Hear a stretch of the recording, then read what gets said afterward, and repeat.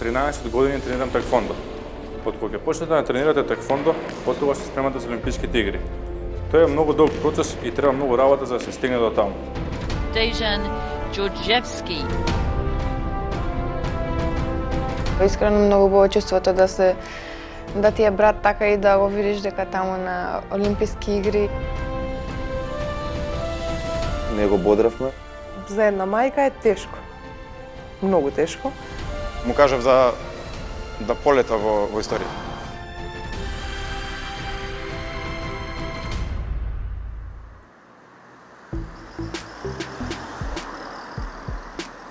Четири месеци по еуфоричниот пречек, прашавме колку бутелчани знаат кој среде лето им донесе олимписко сребро од Токио.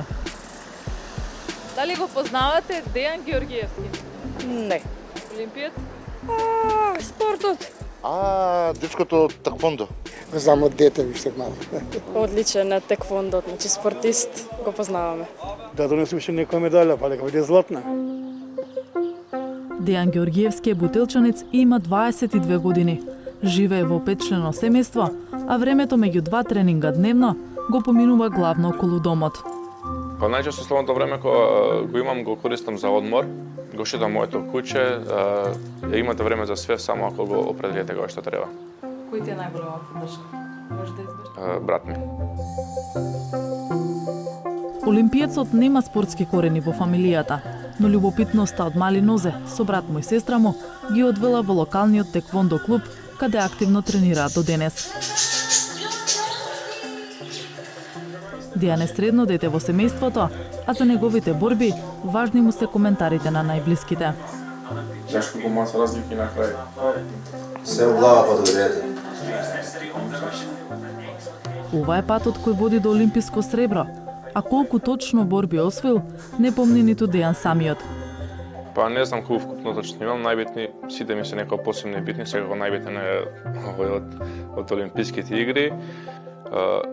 Овој ми е прв медал од Европско првенство, што го земав до 21 година трето место. После тоа еден од побитните ми е овој прво место на синьорско првенство. Тука веќе сфативме колку може да бидеме успешни, колку може добри резултати да донесеме. Ова е од Европско синьорско првенство второ место 2020 година. Ова е од Европско првенство до 21 година исто така трето место. И овие 4 ми се од Г1 надпрви, тоа се надпрви каде што носат поени за Олимписките игри. Ова се дел од нив што ги одвоив. Квалификацијските надпревари низ годините оделена сметка на домашниот буџет. Просечно кога фаќавме во месецот 2 надпревари трошеше над 500-600 евра. Во куќата има посебен режим на исхрана, а заменито секојдневно се грижи мајката. И сега со тек на време се навикнавме и така да и ние си јадеме тоа што сготвиме за Дејан. Ама внимава, не јаде пржана храна, чипсови, грицки, такви работи, ништо. Се што повеќе си е на правилна исхрана. Најблиските на Дејан, олимписката сага ја следеле на телевизија. Бев многу возбудена како ќе помине првата борба, ама кога помина првата, после со тек на време ми беше малку полесно, али пак е стресно кога гледаш свое дете да се бори и да навиваш за да победи, ама супер испадна. Ајде, Ники, можеш! За финалето претесен бил семејниот двор, па борбата се следела во основното училиште Климент Охридски во Бутел, каде Дејан тренира секојдневно. Второ место на Олимпијада не може никого да остави рамнодушен. Кога победи све беше за Дејан, све само Дејан се слушаше сегде на сите на страници на интернет, све за Дејан. Сите бевме среќни. Теквондото е боречка вештина, а со над 80 килограми Дејан спаѓа во тешка категорија.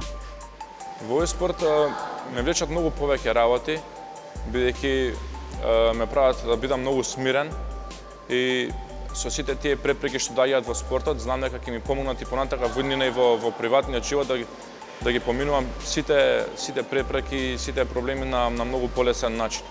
Има многу откажување, но ние сме тука од многу мали во оваа сала и ние сме навикнати на тоа и така ни имаат научени тренерите да тоа да ни биде едноставно начин на живот.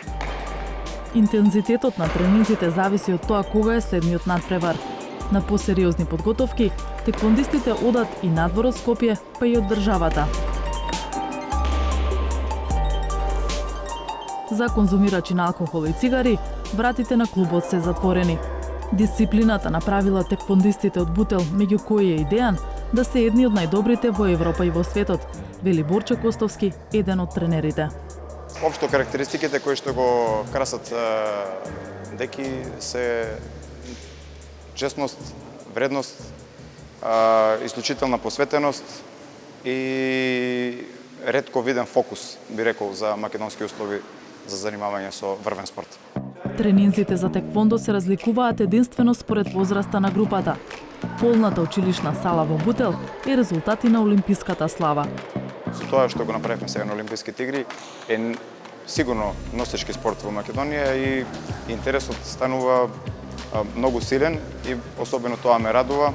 Сите теквондо клубови што работат и гравитираат на ниво на цела Македонија се со најави за полни сали во нареднава сезона. Ме радува сето тоа како оди. Здраве Боже, се надевам на позитивен исход од сето тоа. Во државава има десетина теквондо клубови, чии членови вежбаат главно во импровизирани сали. Сите сонуваат за Олимписки центар.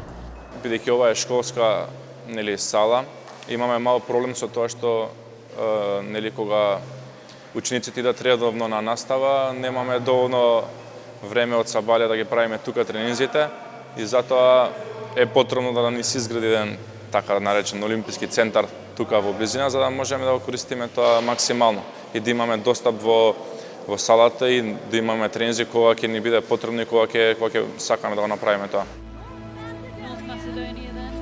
Сепак, и покрај скромните услови, успехот не изостана. Дејан Георгиевски ја предводеше олимписката делегација и беше единствениот македонски теквондист. Georgievski. Но го донесе првиот медал од Олимписки игри за нашата држава по пауза од 21 година.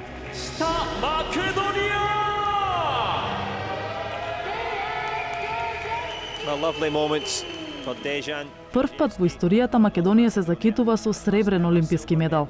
Тој момент таму веќе долго време јас го сонував и во мојата глава го имав замислено како изгледа и таму кога стигнав во финалето не бев изненаден, туку само знаев дека дојдов до тоа што сонував веќе подолго време и како што кажав и во финалето и во првата борба јас бев со ист фокус и знаев зашто сум отиден таму. Во финалната борба Георгиевски не успеа да го совлада Владислав Ларин од Русија. Со тоа златото му се лизна од раце. Кога видов кои земји се на пониско ниво, чии знамиња се, и во светот на олимпизмот, што значи една Кореја и една Куба да биде на пониско ниво од твоето знаме, чувството е секако спектакуларно. Но тоа траеше неколку сати само, после тоа кога се прибравме во Олимпиското село, уште истата вечер почна размислувањето за што, како, натаму, така да можем да кажем дека ние немалку се израдувавме на медалот од сите. Успехот на Георгиевски парично го наградија повеќе државни институции, а олимпискиот дострел му ја донеси наградата 13 ноември. Надвор од спортот, годинава Георгиевски дипломираше на факултетот за туризам и менаџмент. Сепак, фокусот и во иднина останува на неговата пасија, а таргет се Олимписките игри во Париз 2024 година. Следен пат се надевам дека ќе го донесеме златото тука. Тренинзите сега ќе ги правиме на повисоко ниво.